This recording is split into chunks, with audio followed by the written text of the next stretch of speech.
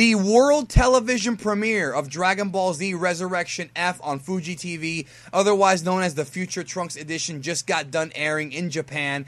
It's a premium Saturday over there in Japan, and the movie just got done airing. And we were wondering going into this thing what they were going to do. It was the world television premiere of Resurrection F, first time ever on TV with commercial breaks. A lot of people were speculating that, oh, well, it's earmarked for a 30-minute extra block, so it's going to be 30 more minutes of footage. Well, whoever said that isn't using their head or putting thinking caps on, because it's on TV and there's commercials. So going into this thing, we were told that it was going to be an extra 13 minutes of footage. That just came out just a few hours before it actually came on the air.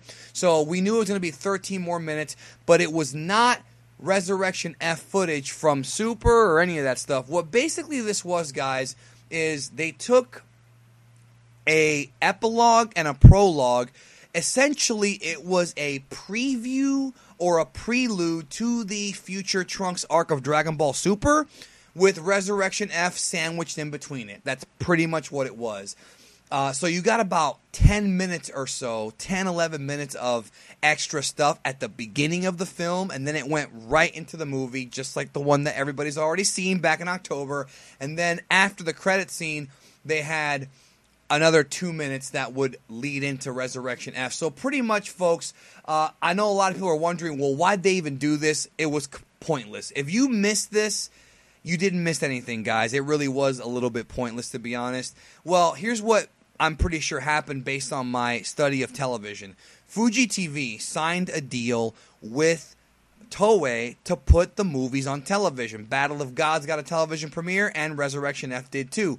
But what happened was that Resurrection F's TV premiere couldn't happen too soon from when the movie came out, because the Blu-ray came out back in October, and the problem was that Dragon Ball Super had redone the arc, or redone the story, the Future Trunks arc. So it was an issue over in Japan to figure out, okay, what can we do? We've already shown the movie in theaters, it's out on Blu-ray, and why would we even show it on TV if we have the arc version? So somebody at Toei said, well, why don't we figure out a way to add in some extra stuff with our current Dragon Ball Super arc. So in other words, they wanted to help promote the Future Trunks arc, and that's pretty much what they got.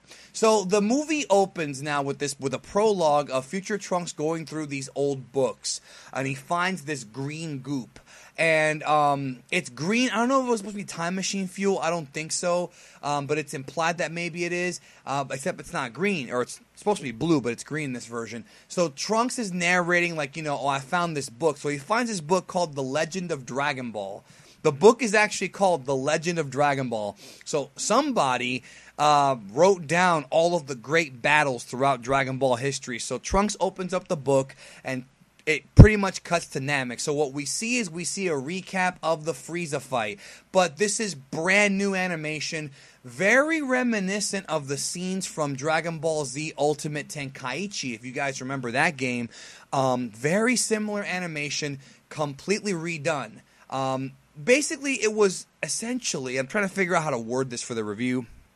They took highlights from the fight with Frieza on Namek and cut it up into like a 10-minute segment. So you got like Frieza's first transformation reanimated, which looked amazing. That's the thing, guys. The reanimation looked incredible.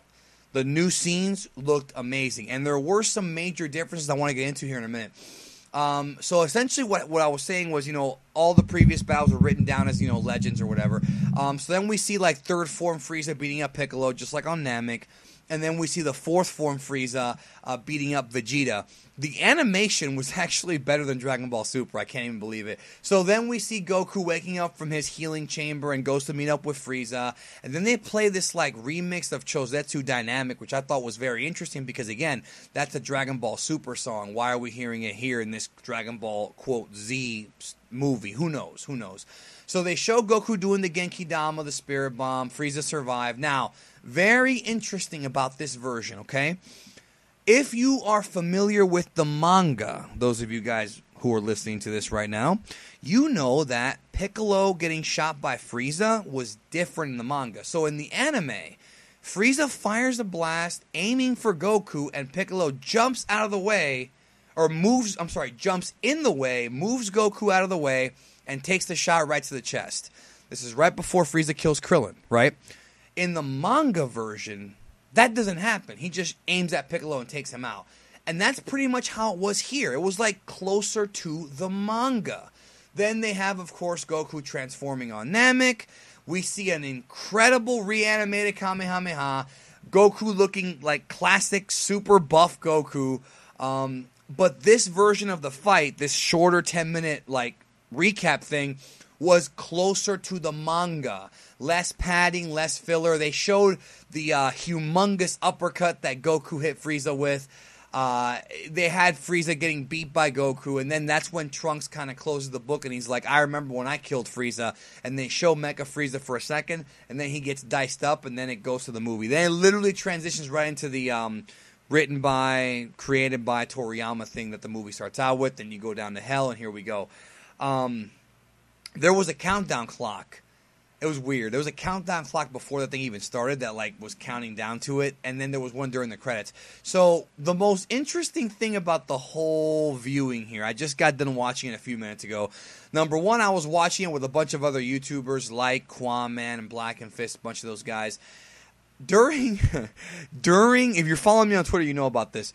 During the movie, Japanese adult video star Hitomi Tanaka was watching Dragon Ball Z Resurrection F and tweeting about it.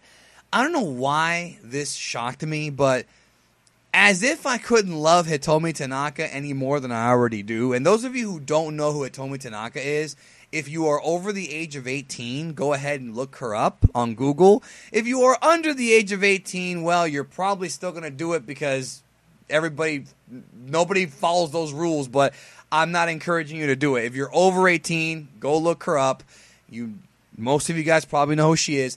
She revealed herself to be a Dragon Ball fan, but what was weird about it was she's watching Resurrection F as if it was for the first time. Like she didn't know, based on her tweets, she didn't know like that Frieza had like a golden form or Goku's hair changed. Like I don't know if she was. How do you not know that? It was just kind of cool that Hitomi Tanaka, of all people, was watching Dragon Ball Z Resurrection F on television with us. Like, that's cool as fuck. So, they aired the entire movie with commercial breaks. No changes.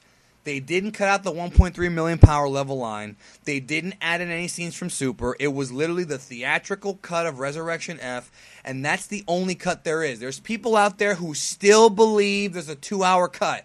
There is not and never has been a 2-hour cut of Resurrection F. It's just what we got in the theater and then the Super adaptation. That's it. So during the credits, when they're showing scenes of the movie, they actually show in some extra scenes of the prelude with Namek. And during the credits, they actually have a countdown clock at the upper left saying countdown to new Trunks stuff. What the fuck? This was such a waste of time, dude.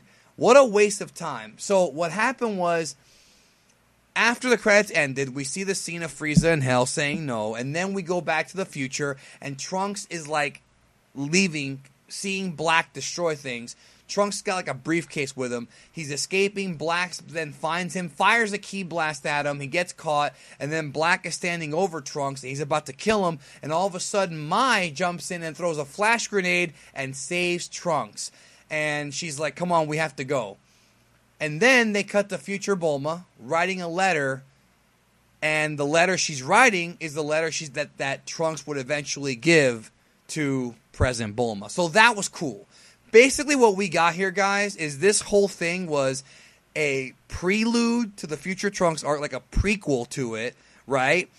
But it aired 2 months after the arc had started. It's almost as if Fuji TV, and I'm going to theorize this, I think Fuji TV was supposed to air this a lot sooner, and they just didn't for whatever reason, and I think that's why this thing came off so weird. So that's pretty much what the Future Trunks version of Resurrection F was. I would say a complete waste of time. You can probably find the reanimated Namek stuff on YouTube. You can probably find it quickly. It looks great. It's worth watching, but other than that, it was totally pointless. It should have happened months ago. Maybe it was too close to the Resurrection F arc. I don't know what the reasoning behind it was, but it really was just pointless. If you've seen Resurrection F, the movie, they didn't add anything to the story. It's just an extra prelude to the Future Trunks arc. That's it. So, tonight, later this evening, Dragon Ball Super comes back. Episode 56. I'll be back on this channel talking about that. And then tomorrow, new Dragon Ball In Depth. Or at least that's what's planned right now. I'll let you guys, you'll see it tomorrow on the channel. Anyways, thanks for checking out my little review. Spread the word about the channel in this video. I will talk to you guys tonight after Dragon Ball Super.